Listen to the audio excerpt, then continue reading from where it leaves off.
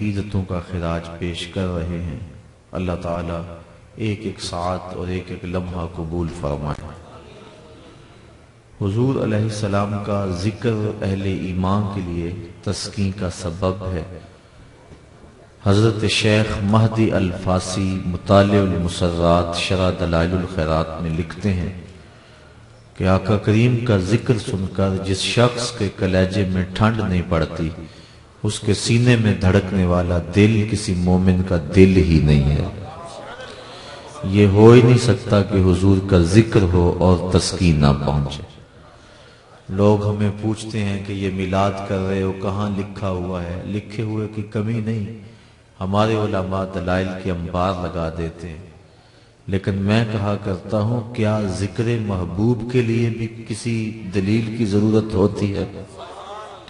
کبھی ایسا ہوا ہے کہ بات پھولوں کی چھڑی ہو اور بلبل کہے لکھا کہاں ہے؟ کبھی سنا ہے کہ بات شمع کی چل رہی ہو اور پروانہ دلیلیں ڈھونڈ رہا ہو؟ اور یہ بھی کبھی نہیں ہوا کہ بات سرکار مدینہ کی ہو رہی ہو اور امتی کو کسی دلیل کی ضرورت ہے۔ محب کے لیے اس سے بڑا سرمایہ ہی کوئی نہیں کہ کوئی اس کے محبوب کا تذکرہ چھیڑ دے۔ اعد ذکر نعمان لنا فإن ذکرہ هو المسک ما کررتہ یتضوع۔ امام شافعی کہتے ہیں میرے محبوب کی باتیں چھیڑو، میرے ممدوح کا تذکرہ کرو، میرے محبوب کی باتیں ایسی کستوری ہے تم جو اسے چھیڑتے جاؤ گے خوشبو پھیلتی چلی جائے۔ تو یہ ذکر ایسا ہے، کوئی میں نئی بات آپ کو نہیں سنانے لگا، اور آپ سے مجھ سے قبل جو بھی آپ نے سنا کوئی بھی نئی بات نہیں تھی، آپ سنتے آئے ہیں، لیکن یہ چاشنی ہے ذکر رسول کی کہ ہر بار لطف نیا ہوتا ہے، کیفیت نہیں ہوتی ہے، اور یہ حضور کے ذکر کا نور ہے جو آپ کو سر شام سے اس وقت تک نصیب ہو رہا ہے۔ اور حضور کے آنے پر مسرتوں کا اظہار کرنا یہ ہمارے اوپر بہت ضروری ہے، کیونکہ اللہ نے اپنے محبوب کی صورت میں ہمارے اوپر بڑا کرم کیا۔ شیخ کہتے ہیں الانبیاء کلہم الی امم عطیۃ ونبینا لنا ہدیۃ والعطیۃ للمحتاجین والہدیۃ للمحبوبین۔ کہا سارے نبی امتوں کی طرف اللہ کا عطیہ ہے، ہمارے نبی ہمارے لیے اللہ کا ہدیہ ہے۔ پھر وہ کہتے ہیں کہ جو عطیے ہیں وہ محتاجوں کو دیے جاتے ہیں اور ہدیے محبوبوں کو دیے جاتے ہیں۔ تو گویا اس نے حضور کی صورت میں ہمارے اوپر کرم فرمایا۔ اللہ تعالیٰ نے قرآن مجید میں فرمایا نا لقد من اللہ علی المؤمنین اذ بعث فیہم رسولا۔ یا ہمارے خطبہ جوش خطابت میں کیا جاتے ہیں کہ اللہ نے احسان کیوں جتلایا؟ اس لیے کہ اس نے اپنا محبوب دے دیا۔ میں کہتا ہوں محبوب نہیں دیا اس نے، رسول کا لفظ ہے یہاں۔ جو حضور کی محبوبیت ہے وہ عطا تو ہوئی لوگوں کو، حضور کی شان محبوبیت کے ساتھ جلوہ گر ہوئے، لیکن حضور کا سارا حسن لوگوں کی نظروں سے چھپا کے رکھا ہے۔ حضرت شاہ ولی اللہ محدث دہلوی علیہ رحمہ حضرت شاہ عبد الرحیم محدث دہلوی سے روایت کرتے ہیں کہ میرے باپ نے خواب میں حضور کی زیارت کی، اور جس نے حضور کو خواب میں دیکھا اس نے حضور کو ہی دیکھا۔ ابن ماجہ میں 6 طرق سے روایت مروی ہے۔ اور پھر جس نے حضور کو دیکھا حضور قصد اور مرضی سے اس کے خواب میں آئے۔ اور تیسری بات کہ جو حضور نے خواب میں عطا کیا وہ محض گمان اور خیال نہیں، حقیقت ہے۔ اور چوتھی بات امام بخاری نے روایت نقل کی ہے من رآنی فی المنام فسیرانی فی الیقظہ، فرمایا جس نے مجھے خواب میں دیکھا قریب جاگتے بھی دیکھ لے گا۔ شارحین لکھتے ہیں کبھی ایسا ہوتا ہے کہ بندے میں بخت جاگے ہوتے ہیں خواب میں، لیکن بیداری میں وہ مقدر نہیں اپنے خفتہ بیدار پاتا، تو یہ کیا ہوا کہ وہ جاگتے بھی دیکھ لے گا؟ تو علماء کہتے ہیں، شارحین کہتے ہیں حدیث اپنی جگہ پہ درست ہے، ساری زندگی نہ بھی دیکھ سکا، نزع کے وقت رخ محبوب سامنے ہوگا۔ اور ظہوری صاحب لکھتے ہیں کہ سوکھا نکلے سا ظہوری جے ویخ لواں مکھ تیرا۔ اگر اس وقت حضور نظر آ گئے، حضور کا دیدار ہو گیا تو چاہیے بھی کیا؟ تو یہ 4 چیزیں ذہن میں رکھے، جس نے حضور کو دیکھا اس نے حضور کو ہی دیکھا۔ فإن الشیطان لا یتمثل بہ، اور دوسرا قصد سے آئے، تیسرا جو عطا کیا وہ حقیقت میں، اور چوتھی بات کہ جس کو خواب میں زیارت کا شرف بخشا اس کو عالم بیداری میں بھی بخشے گا۔ اور شیخ عبدالعزیز دباغ مصری البریز میں لکھتے ہیں کہ جس کو حضور نے بیداری میں دیدار دے دیا 2999 درجے ولایت کے فوراً طے ہو جاتے ہیں۔ یہ حضور کے بیداری میں دیدار دینے کی برکتیں ہیں جو بندے کو فوراً نصیب ہوتی ہیں۔ اللہ اکبر۔ تو شاہ عبدالرحیم محدث دہلوی فرماتے ہیں میں نے حضور کو خواب میں دیکھا اور عرض کی حضور کہ فرمان ہے آپ کا ہی انا املہ و اخی یوسف اصبہ، میں نمکین حسن والا ہوں اور میرا بھائی یوسف میٹھے حسن والا تھا۔ وہاں تو زنانے مصر نے انگلیاں کاٹ لیں اور یہاں ایسا کوئی واقعہ نہیں پیش آیا، تو اس کی کیا وجہ ہے؟ تو حضور نے جو جواب دیا میں وہ آپ کے سامنے رکھ رہا ہوں۔ در سمین کے اندر شاہ صاحب نے اس کو بیان کیا، اب تو اس کا ترجمہ بھی مارکیٹ میں دستیاب ہے۔ کہا جمالی مستور عن اعین الناس غیرۃ من اللہ، اے عبد الرحیم اللہ نے غیرت کی وجہ سے میرے حسن کو لوگوں کی نظروں سے چھپا کے رکھا ہے۔ کوئی محب نہیں چاہتا کہ میرا محبوب کوئی دیکھے۔ وہ قتیل شفائی لکھتا ہے اس حد تلک بڑھ گئی ہے بے اعتمادی کہ تجھ کو تجھ سے بھی چھپانا چاہتا ہوں۔ وہ کہتا ہے میرا تو جی نہیں چاہتا کہ تو خود بھی دیکھے، تو آئینہ بھی دیکھے۔ اس حد تلک بڑھ گئی ہے بے اعتمادی کہ تجھ کو تجھ سے بھی چھپانا چاہتا ہوں۔ تو کہا کوئی محب نہیں چاہتا کہ میرا محبوب کوئی دیکھے، تو کہا اس نے بھی یہ نہیں چاہا کہ میرا محبوب کوئی دیکھے۔ جمالی مستور عن اعین الناس غیرۃ من اللہ، اس نے اپنی غیرت کی وجہ سے میرے حسن و جمال پہ پردے ڈالے، اور 70,000 پردے بشریت کے صوفیہ فرماتے ہیں حضور کے جمال پہ تھے، لیکن اس کے باوجود بھی نہیں دیکھا جاتا۔ صرف آپ دیکھیں کہ 25 کے قریب سے ابھی ہیں جو حضور کا حلیہ بیان کرتے ہیں، 25-30 لگا لیں، اس سے زیادہ ان کی تعداد نہیں ہے، جبکہ صحابی ہوتا ہی وہ ہے جس نے حضور کے رخ نور کو دیکھا۔ لیکن وہ ایک دوسرے سے پوچھتے تھے بتاؤ حضور کیسے تھے؟ تم نے نہیں دیکھا؟ کہا کب دیکھا ہے؟ دیکھ کر بھی نہیں دیکھا۔ اور جو حلیہ بیان کر سکتے تھے انہیں ناز ہوا کرتا تھا۔ حضرت ابو طفیل یہ صحابہ میں سب سے آخر میں فوت ہوئے 110 ہجری میں۔ ایک دن اونچے ٹیلے پہ کھڑے ہو گئے، حج کا موسم تھا، کہا لوگوں میرے قریب آؤ نا، اس وقت دنیا پہ کوئی نہیں ہے جس نے حضور کو دیکھا، یہ صرف میری آنکھیں ہیں جنہوں نے جمال والدحا کو دیکھا۔ فخر ہے اس بات پہ۔ وہ ذوق نے کہا تھا نا ایک دن اپنے شاگردوں کو کہ آنے والی صدیاں تم پہ ناز کریں گی اے لوگو، تم نے ذوق کو دیکھا، ذوق سے باتیں کی ہیں۔ تو حضرت ابو طفیل کہتے ہیں کہ ان آنکھوں نے جمال جہاں آرا دیکھا ہے، آؤ مجھ سے پوچھو۔ لوگ قریب آئے، کہا صف لنا، بتائیں نا پھر حضور کیسے تھے؟ تو انہوں نے 3 لفظوں میں کہانی سنائی۔ کان رسول اللہ صلی اللہ علیہ وسلم ابیضا مقصدا ملیحا، کہا ایک تو گوری رنگت کے تھے، دوسرا درمیانی قد و قامت تھی، اور تیسرا نمکین حسن تھا۔ یہ 3 چیزیں حضرت ابو طفیل نے بیان فرمائی۔ کان رسول اللہ ابیضا مقصدا ملیحا، اور مجھے ابیض سے بات یاد آئی، یہ دادا پوتے کا بڑا پیار ہوتا ہے، اور دادا اپنے پوتے کا کوئی عرفی نام رکھ لیتا ہے۔ حضرت عبد المطلب نے حضور کا ایک عرفی نام رکھا ہوا تھا، اور وہ یہی تھا ابیض۔ وہ جب حضور کو پکارتے تھے ابیض کہہ کے پکارتے تھے، او گوری رنگت والے اللہ، یہ لفظ کہہ کے وہ حضور کو پکارتے تھے۔ اور حضور کے چچا ابو طالب کے قصیدے کے اندر یہی لفظ ہے، وَأَبْيَضُ يُسْتَسْقَى الْغَمَامُ بِوَجْهِهِ، بارش نہیں ہو رہی تھی، لوگ ان کے پاس آئے کہ بارش نہیں ہو رہی، آپ نے حضور کو پکڑا، 9 سال کی عمر ہے، اور حضور کی پشت کعبہ کی دیوار سے لگائی، اور رب سے کہا مالک اس کے صدقے بارشیں نازل کر دے۔ لوگ کہتے ہیں نبی کی بات کرنی ہے تو 40 سال کے بعد کی کہانی چھیڑو۔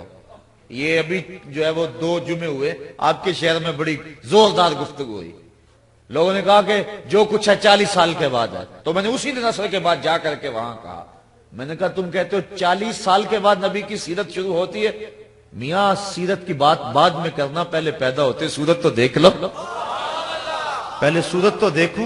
رخ تو دیکھو، رخ کے آئینے میں مصور آہا سجا ہوا، اور ماتھے کی ہر لکیر پہ قرآن لکھا ہوا۔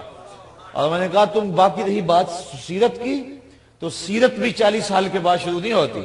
جب حضرت حلیمہ سعدیہ دودھ پیش کرتی ہیں، حضور ایک پستان سے لیتے ہیں، پھر وہ دوسرا پستان پیش کرتی ہیں، حضور رخ پھیر دیتے ہیں۔ یہ بتلانا تھا کہ میرا اور بھائی ہے، اور میں عدل و انصاف کا سبق پڑھانے آیا ہوں، میں کسی کا حق قسم کرنے نہیں آیا۔ تم کہتے ہو 40 سال بعد سیرت شروع ہوتی ہے، یہاں تو حجرہ حلیمہ بھی شروع ہو رہی ہے۔ اگر غور کرو اس کا تو ایک ایک لمحہ پیغمبر ہے، ایک ایک ساعت پیغمبر ہے۔ تو حضور علیہ السلام کو کھڑا کر کے کہا کہ اے اللہ اس کے صدقے بارش نازل کر دے، تو فوراً چھم چھم بارش اتری۔ تو انہوں نے اس وقت ایک طویل قصیدہ لکھا جس کا یہ شعر ہے، وَأَبْيَضُ يُسْتَسْقَى الْغَمَامُ بِوَجْهِهِ، یہ میرا گوری رنگت والا بھتیجا جس کے چہرے کی برکت سے بارش اترتی ہے۔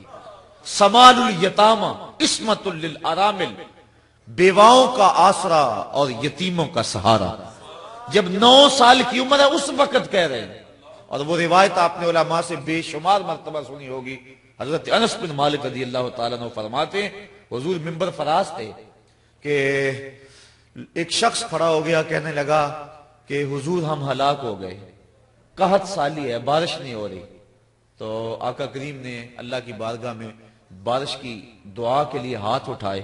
حضرت انس کہتے ہیں رضی اللہ تعالیٰ عنہ، میں صحن میں بیٹھا ہوا تھا اور میں نے دیکھا آسمان پہ بادل کا کوئی ٹکڑا نہیں تھا، لیکن ایک چھوٹا سا ٹکڑا آیا اور پھیل گیا پورے مدینے پہ، اور اتنی بارش ہوئی کہ مسجد نبوی کی چھت ٹپکنے لگی، اور آقا کریم کی داڑھی پہ تازہ جو ہے وہ اوپر سے قطرے بارش کے گر رہے تھے، اور میں نے حضور کے دانتوں کو مسکراتے ہوئے دیکھا۔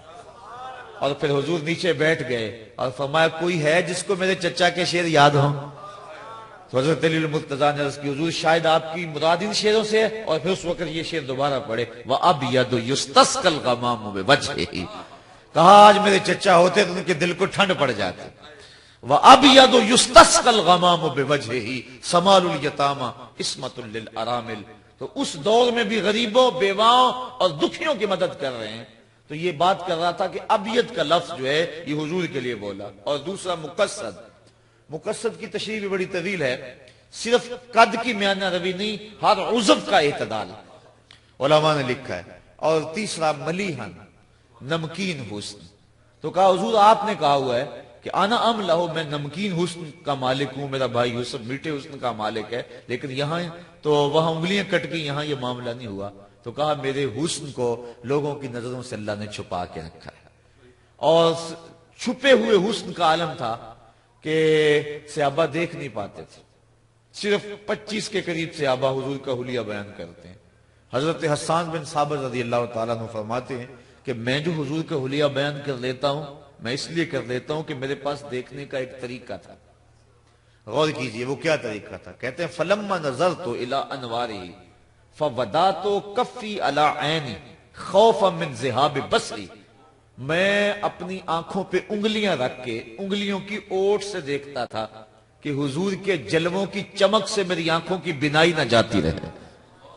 یہ چھپے ہوئے حسن کا عالم ہے، اور دیکھنے والا کون ہے؟ شاعر۔ اور آپ جانتے ہیں شاعر حسن دیکھنے میں بڑا دلیر ہوتا ہے، اور شاعر حسن چھپا ہوا دیکھتا ہے تو انگلیاں رکھ کے دیکھتا ہے، اور اگر وہ حسن بے نقاب ہوتا تو کیا ہوتا؟ یہی بہتر ہے کہ وہ پردے میں روح پوش رہے، وہ اگر پردہ اٹھا دے تو کسے ہوش ہے۔ تو یہ حسن چھپا کے رکھا گیا ہے، تو اس لیے کہا یہ واقعہ نہیں ہوا۔ اعلیٰ حضرت نے اس کو ایک اور رنگ میں بیان کیا۔ آپ فرماتے ہیں حسن یوسف پہ کٹی مصر میں انگشت زنا، سر کٹاتے ہیں تیرے نام پہ مردان عرب۔ ولی دکنی سے لے کر غالب اقبال تک میں نے تقریباً ہر شاعر کو دیکھا ہے۔ تو میں نے کئی جگہ پہ یہ بات کہی ہے کہ تضاد کا شعر اردو ادب کے دامن میں اس جوڑ کا دوسرا میں نے نہیں دیکھا۔ تضاد ہے، ایک مصرے میں ایک بات کی جاتی ہے، دوسرے میں اس کی الٹ بات کی جاتی ہے۔ اب یہاں تضاد دیکھیے کتنے، حسن یوسف پہ کٹی مصر میں انگشت زنا، سر کٹاتے ہیں تیرے نام پہ مردان عرب۔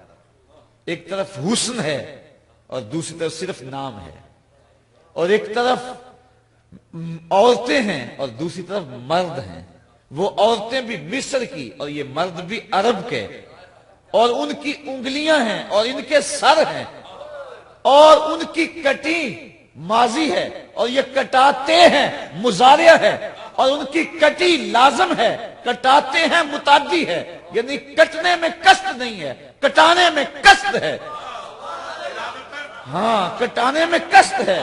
حسن یوسف پہ کٹی مصر میں انگشت زنا, سر کٹاتے ہیں, تسلسل بھی ہے, کشت بھی ہے, مزارع بھی ہے, تسلسل بھی جاری ہے.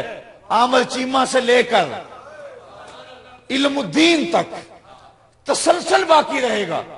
سر کٹاتے ہیں تیرے نام پہ مردان عرب.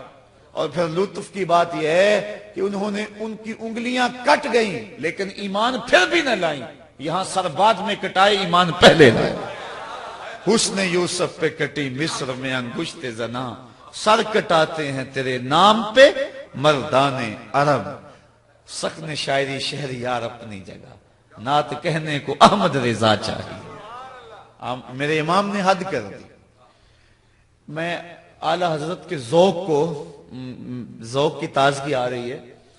ایک دن اعلی حضرت کا جی چاہا کہ میں حضور کی زلفوں کو رات کہہ دوں.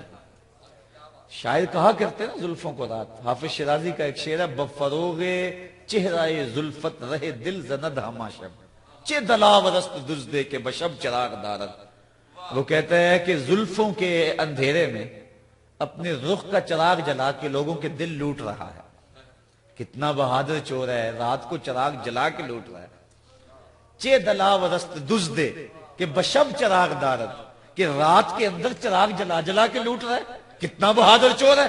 تو شاعر کا مزاج ہے کہ محبوب کی زلفوں کو شب کہے اور چہرے کو دن کہے. میرے امام کا جی بھی چاہا کہ میں زلف پیمبر کو شب کہہ دوں, لیکن پھر حوصلہ نہ ہوا. پھر کہا چلو شب نہیں کہتا, لیلۃ القدر کہہ دیتا ہوں. اب دیکھیے اعلی حضرت کا ذوق. کہتے ہیں لیلۃ القدر میں مطلع الفجر حق, مانگ کی استقامت پہ لاکھوں سلام. کہا حضور علیہ السلام کی زلفوں میں مانگ ایسے تھی جس طرح لیلۃ القدر میں پو پھٹ رہی ہے. لیلۃ القدر میں مطلع الفجر حق. اور پھر یہاں قبلہ بیٹھے ہیں, میرے ذوق کو تازگی اور ولولے مل رہے ہیں. مطلع الفجر حق کہا. صبح بھی دو ہوتی ہے نا, ایک صادق اور ایک کاذب.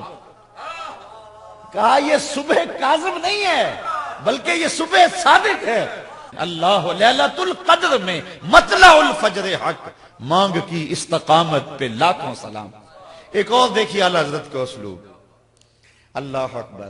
جب جبریل حضور کے پاؤں چوم رہے نا تو اعلی حضرت کا جی چاہا کہ میں کہوں جبریل سجدے کر رہے, لیکن شریعت قدغن لگاتی ہے نا یہاں. لیکن ذوق بھی تھا. صحابہ کا بھی ایک مرتبہ ذوق آیا نا, کہا نحن احق ان نسجد للنبی. حضور جی چاہتا ہے سجدہ کرے لیکن عشق روکتا ہے. اور اعلیٰ حضرت بھی فرماتے ہیں جب وہ گنبد خضرا سامنے ہوتا ہے تو دل سجدے کو بے قرار ہو جاتا ہے. پھر کہتے ہیں روکیے سر کو روکیے. ہاں یہی امتحان ہے. تو یہ ایک تقاضا ہوتا ہے, بے تابی اور ٹپکتے ہیں سجدے پیشانیوں سے. اور اقبال بھی کہتا ہے کہ رشتہ آئین حق زنجیر پاس, پاس فرمانے جناب مصطفیٰ ورنہ گردے تربتش گردید میں سجدہ برخاک او پاشید میں. اے فاطمہ جو کام تو نے کر کے دکھایا میرا جی چاہتا تیری قبر کا طواف کر. نبی کے گھر کی ہے عظمت, نبی سے سنتے ہیں. علی کے گھر کی ہے عزت, علی سے سنتے ہیں. وہ جس نے معزز کیا گھرانے کو, حسین پال کے جس نے دیا زمانے کو. کہ سجدہ برخاک او پاشید میں, اس ذوق اس وجدان کی کیفیت میں جب آپ آئے. لیکن شریعت کے احکام بھی تو ملحوظ تھے. تو اعلی حضرت کے ذوق نے پھر یاوری کی. یہ تو نہیں کہا کہ جبریل نے سجدہ کیا. اعلی حضرت فرماتے ہیں تاج روح القدس کے موتی جسے سجدہ کریں, تاج روح القدس کے موتی جسے سجدہ کریں. یعنی جبریل نے سجدہ نہیں کیا بلکہ جبریل نے جو تاج پہنا ہوا تھا اس پہ جو موتیوں کی لڑیاں تھیں وہ سجدہ کر رہی ہیں. تو جب موتی سجدہ کر رہے ہیں تو تاج بھی تو کر ہی رہا ہے, جب تاج کر رہا ہے تو سر بھی تو کر ہی رہا ہے.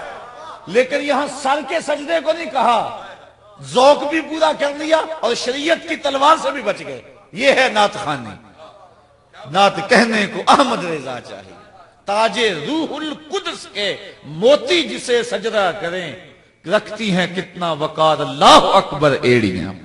یہ محبوب علیہ السلام کی عظمتیں ہیں، یہ حضور کی رفعتیں ہیں. بات بہرحال بڑھتی چلی جائے گی. میں نے جو آیت آپ کے سامنے پڑھی، نعت کے دو اسلوب ہیں.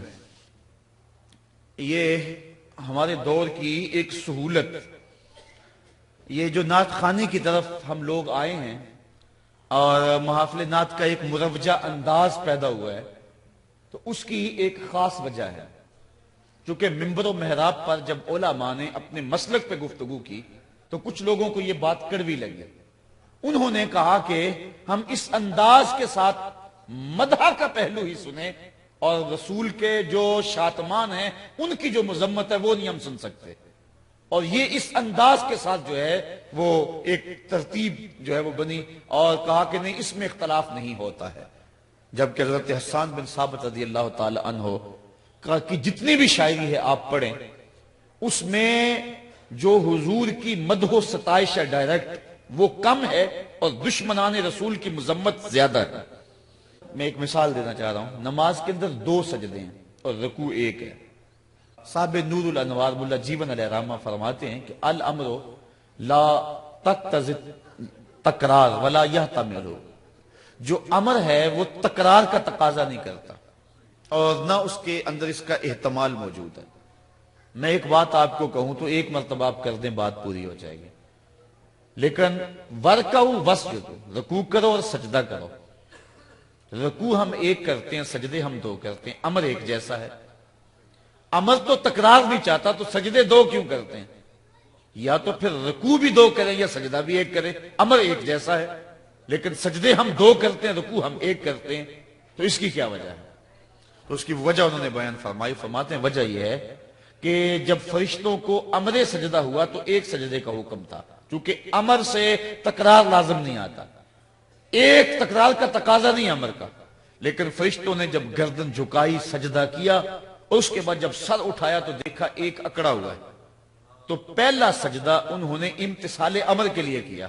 پہلا سجدہ رب کو منانے کے لیے کیا اور دوسرا سجدہ نبی کے دشمن کو جلانے کے لیے کر دیا.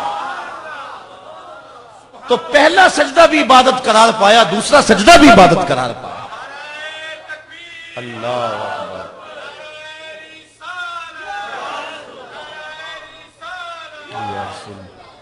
تو نبی کی مدح و ستائش یہ بھی نعت ہے اور حضور کے دشمنوں کی ٹھکائی یہ بھی نعت ہے. اور حضرت حسان بن ثابت جو ہے وہ دونوں انداز رکھتے ہیں. والضحیٰ واللیل اذا سجا یہ بھی نعت ہے اور تبت یدا ابی لہب وتب یہ بھی نعت ہے. اب حالات کے تقاضے کیا ہیں اس کے مطابق ہم نے رخ متعین کرنا ہوگا. اب کبھی ایسا ہوتا ہے کہ پہلے رب کو منا لو پھر دشمن کو جلا لو، جس طرح کہ وہ سجدے میں ہوا. کیونکہ تقاضا یہ ہے پہلے دشمن نہیں تھا، پہلے رب کو منانے کے لیے سجدہ ہوا، امتثال امر کے لیے ہوا. جب سر اٹھایا تو دشمن کھڑا تھا تو پہلا سجدہ رب کو منانے کے لیے، دوسرا دشمن کو جلانے کے لیے. لیکن اگر دشمن مقابلے میں ہو تو پہلے دشمن کو جلا لیں. یہ بھی ایک اسلوب ہے. آپ کہیں گے وہ کہاں؟ آؤ جب ہم حج پہ جاتے ہیں تو ایک انداز ہے طواف کا جس کو رمل کہتے ہیں. کندھے اچکا اچکا کے چلنا، اللہ کا گھر سامنے رکڑ کے چلنا. جب تاریخ ڈھونڈی تو بات سمجھ آئی کہ جب حضور آئے نا دوبارہ مکے میں تو قریش نے کہا لو یہ تو کمزور ہو گئے، ان کی تو جو ہے وہ ان کو راس نہیں آئی وہاں کی آب و ہوا. تو میرے آقا کریم نے فرمایا کہ پہلے چکر رمل کے لگاؤ نا، پہلے دشمنوں کو جلا لیں پھر رب کو منا لیں گے. تو پہلے رمل کے چکر جلانے کے لیے، پھر رمل کے بعد والے چکر رب کو منانے کے لیے. تو کبھی پہلے رب کو منائیں پھر دشمن کو جلائیں، اور کبھی پہلے دشمن کو جلائیں پھر رب کو منائیں. اگر یہ ترتیب ہو پھر بھی عبادت، اگر یہ ترتیب ہو پھر بھی عبادت. اس وقت جو حالات ہیں دنیا کے معروضی حالات بنے ہوئے ہیں، اس وقت ہمیں کس چیز کی ضرورت ہے یہ مجھے اور آپ کو دیکھنا ہوگا. ہمارے اندر بھی شاتمان رسول موجود ہیں اور دنیا کے اوپر حضور کی توہین اور حضور کی گستاخی کرنے والے بڑی تیزی کے ساتھ پنپ رہے ہیں، اور 6 صدیوں سے یہ جو تحریک جاری ہے اب پورے عروج پہ ہے، اور یہ کوشش کی جا رہی ہے کہ کسی طرح جو ہے وہ مسلمانوں کے دل سے عظمت رسول کے چراغ کو بجھایا جائے۔ لیکن یہ بات ذہن میں رکھیں، پہلی بات یہ ہے کہ حضور کے سر پہ وارفانہ لکا ذکرک کا جو تاج خدا نے رکھا ہے کوئی اسے چھین نہیں سکتا۔ چاند کی طرف منہ کر کے تھوکنے سے اس کی نوری کرنوں کو میلا نہیں کیا جا سکتا، یہ تھوکنے والے کا اپنا منہ گندا ہوگا۔ اور دوسری بات، اگر یہ مغرب کے لوگ اپنے مذہب کی کتابیں ہی پڑھ لیتے تو کبھی یہ جسارت نہ کرتے۔ انجیل برناباس کے اندر آج بھی لفظ موجود ہیں، حضرت عیسیٰ علیہ السلام اپنی قوم کو جب کہہ رہے ہیں لوگوں میں جا رہا ہوں، میرے بعد وہی آئے گا، چلو نام بھی بتا دیتا ہوں، اس کا نام احمد ہوگا۔ ایک حواری اٹھ کے کہتا ہے حضرت جس کے قصیدے آپ پڑھ رہے ہیں کیا وہ آپ سے بھی افضل ہوگا؟ ہر امتی کا مزاج ہوتا ہے کہ میرے نبی سے افضل کون ہے، یہ ہر مرید نہیں سوچتا کہ میرے پیر سے افضل کون ہو سکتا ہے، حقیقت ہو یا نہ ہو انداز نظر یہی ہے۔ تو ہر امتی سوچتا ہے میرے نبی سے افضل کون، تو جب اپنے نبی کی زبان سے کسی کے قصیدے سنے تو کہا حضرت وہ آپ سے بھی افضل ہوگا؟ تو حضرت عیسیٰ علیہ السلام کا جواب سنیے، ٹھنڈ پڑ جائے گی۔ حضرت عیسیٰ علیہ السلام نے کہا افضل ہونے کی بات پوچھتے ہو، وہ تو اتنی عظمتوں کا حامل ہے، اگر اس کے نالین کے تسمے کھولنے کی سعادت ابن مریم کو مل جائے تو یہ بھی مقدر کی بات ہے، وہ اتنا اونچا اور رفیع المرتبت ہوگا۔ اللہ اکبر۔ اور مولا جامی بولتے ہیں ادیم طائف نالین پاکن شراکز رشتہ جاں ہائے ماکن۔ حضور میرا جی چاہتا ہے آپ طائف کے چمڑے کے جو نالین ہیں وہ زیب پاؤں کریں، اور اس کے اندر جو تسمے ہیں وہ جامی کے چمڑے کے نہیں بلکہ جامی کی جان کے ڈالیں۔ شراکز رشتہ جاں ہائے ماکن، میرے چمڑے کے تسمے نہیں بلکہ میری جان کے تسمے ڈال لیں۔ تو کہا وہ تو اتنا رفیع المرتبت ہوگا اگر اس کے پاؤں کے پہنے ہوئے نالین کے تسمے کھولنے کی سعادت ابن مریم کو مل جائے تو یہ بھی مقدر کی بات ہے، وہ اتنا رفیع المرتبت۔ تو حضور کی عظمتوں کو کیسے گھٹایا جا سکتا ہے؟ اب حضور علیہ السلام کی ناموس ہمیں بلا رہی ہے، اور ہم نے اپنے انداز کے اندر اور اپنی زندگی کے جو ہے وہ چال چلن کے اندر حضور علیہ السلام کی آبرو کے ساتھ عہد و پیمان کرنا ہے، اور اپنی زندگی کے ایک ایک لمحے کو حضور کی ناموس پہ وارنے کا عزم کرنا ہے۔ تو ہم نے کس انداز کے ساتھ آگے بڑھنا ہے؟ یہ دشمنان رسول اور شاتمان رسول، ان کا علاج یہ ہے کہ غلبہ اسلام کا خواب بندہ تعبیر ہو، اور وہ ہم صبح سے لے کر شام تک اور شام سے لے کر صبح تک ہم دیکھیں کہ ہم دین کے لیے کتنا وقت دے رہے ہیں۔